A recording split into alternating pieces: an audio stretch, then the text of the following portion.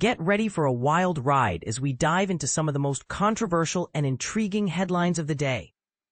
A sandwich-throwing protester's trial, a symbol of resistance. In a case that has sparked curiosity and controversy, a man is facing trial for an unusual act of protest. Sean C. Dunn, a former paralegal, is accused of throwing a sandwich at a Customs and Border Protection agent's chest.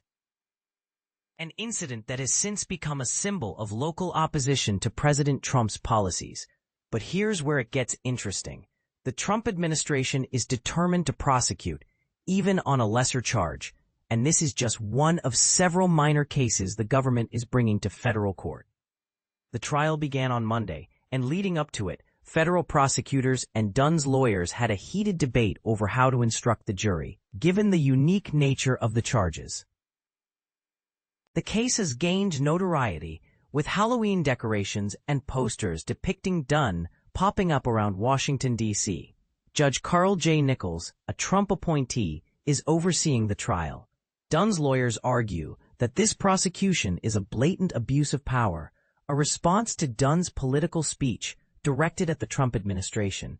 They claim that throwing a sandwich at a heavily protected agent would not have led to charges in any other protest situation. The rise of democratic socialism in New York City politics. Now, let's shift gears and explore the intriguing world of democratic socialism in New York City politics.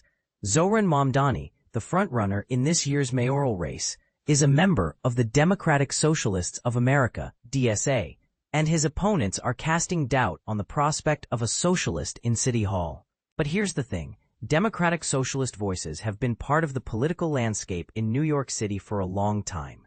Former Mayor David Dinkins, for example, was once a card-carrying member of the DSA.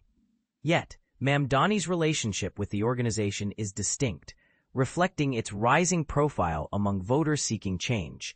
Mamdani joined the New York City DSA around 2017, and since then the organization's membership has surged. Thanks in part to Bernie Sanders' presidential campaign, Mamdani has said that his platform is not the same as the national DSA, but his proposals for city-owned grocery stores and free childcare reflect his socialist thinking. The Trump administration's SNAP funding deadline.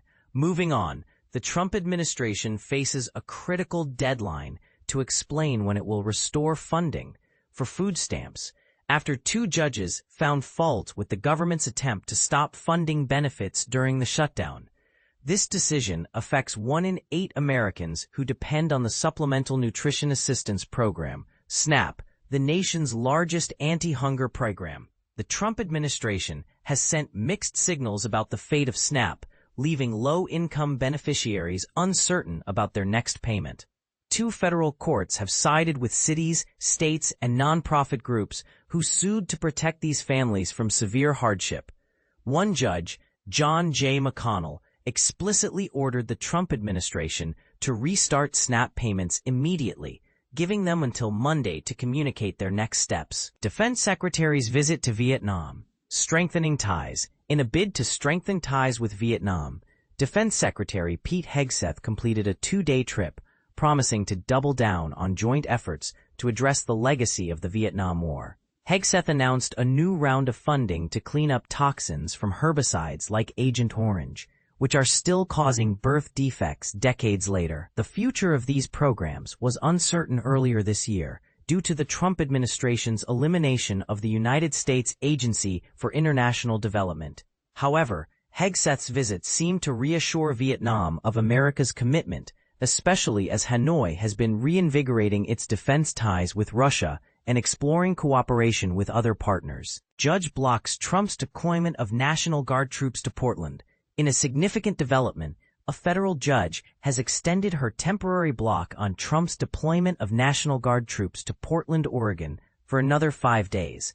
Judge Karen Immergut strongly suggested that she would keep the troops out permanently, issuing a preliminary injunction that essentially extends her earlier temporary restraining order. The mostly peaceful protests in Portland have been ongoing for nearly 5 months, and the judge's decision is based on the evidence presented so far, which indicates that the proposed deployment violates the Constitution's 10th Amendment. Trump on Venezuela.